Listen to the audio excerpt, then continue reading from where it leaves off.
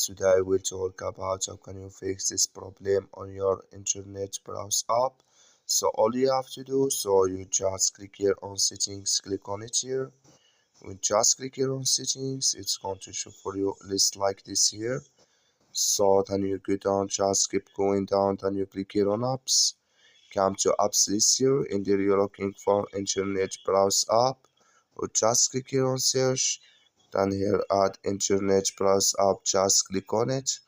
So then it's going to take you to this list here. Just click on first stop, then you click on OK, then you go down, just click here on storage, come to storage list here, just click here on clear cache. Then all you have to do, you just go to your Play Store here, click here on Play Store, click on it. So then you search here for internet browse app.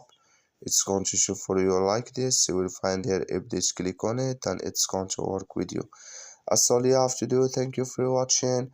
Don't forget to support us by liking.